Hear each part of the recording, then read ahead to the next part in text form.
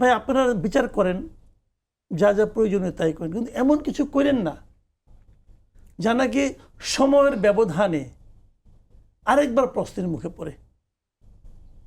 কারণ তখন যারা প্রশ্নগুলো তুলেছিল তারা কিন্তু দেশেই ছিল, প্রশ্ন তোলার পরে থাকতে পারেনি। এখন প্রশ্ন তোলার লোকও হয়তো কম, এটাও তো ঠিক, প্রশ্ন তোলার লোকও কম, কিন্তু সময় তো থেমে থাকে না, সময় পরিবর্তন হয়। তো আমরা যেন এটুকু বলতে পারি যে আমাদের আমিনুল ইসলাম সাহেব যে কাজগুলি করছেন এগুলি দলীয় বিবেচনায় হয় নাই। আমরা যেন বলতে পারি উনি যা যা আর্গুমেন্ট দিয়েছেন আইনানুগ হয়েছে। কারণ দেখেন আমাদের না সবচেয়ে বড় দুর্ভাগ্য লোক জানেন, যে একটা জাতির আসলে কিছু থাকে না যদি সেই জাতির সাধারণ মানুষের মধ্যে বিচার বিভাগ দিয়ে একটা মন্দ পারসেপশন থাকে। আমাদের কিন্তু পারসেপশনটা ভালো না, এবং এটা একদিনে হয় নাই, এটা অনেক দিনে হয়েছে। মানে কি না হয়েছে, বাংলাদেশের বা আমার পৃথিবীর কোনো ইতিহাস নাই একজন রানিং চিফ জাস্টিসকে দেশ ত্যাগ করতে হয়েছে।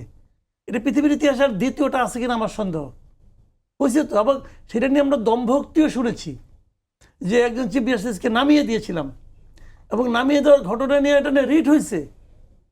চিফ জাস্টিস বলছে বিষয়টা আমি দেখতেছি, ওই দেখা কিন্তু এখনো শেষ হয় নাই, ওই দেখা চলছে অনন্তকাল ধরে।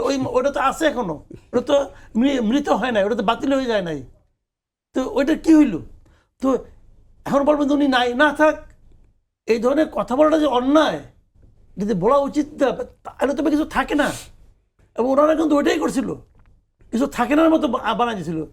বারের ইলেকশন হবে, ইলেকশন কমিশনার সময় চিফ ইলেকশন কমিশনার সম্পর্কে যে ধরনের মন্তব্য ভদ্রলোক করছেন, বস্তায় বলে নাকি বুড়িগঙ্গায় চুপাবে না কি করবে, এগুলো তো মনে আছে ভাই আমাদের। তাপস সাহেব হ্যাঁ বলে না, এগুলো বলছে তো।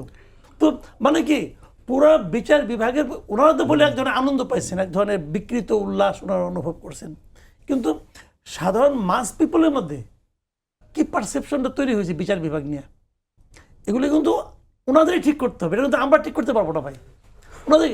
আমি আর একটা ঘটনা বলে শেষ করি যে বিচার বিভাগ নিয়ে কি হচ্ছে। এই যে ইউনূস সাহেবের বিরুদ্ধে যে 666 কোটি টাকার যে কর ফাঁকি যে মামলাটা, এই মামলা তো হাইকোর্টে রায় হয়েছিল না? যখন রায় হয় তখনও হাসিনা ক্ষমতায়, যখন ওই রায়টা আবার বিস্তারিত লিখতে হবে তখন আর হাসিনা ক্ষমতায় নাই। এখন ওই বিচারক, যে বিচারক রায় দিয়েছেন, উনি কিন্তু রায়টা লেখেন না, উনি তখন বিব্রত বোধ করতেছেন। কেন রে ভাই? তাহলে আপনি রায় যেটা দিয়েছিলেন তাহলে ওইটা আপনি চাপে পড়ে দিয়েছেন, অথবা রায় ঠিক ছিল, রায় ডিটেল লিখতে যে আপনি চাপের মুখে পড়ে গেছেন।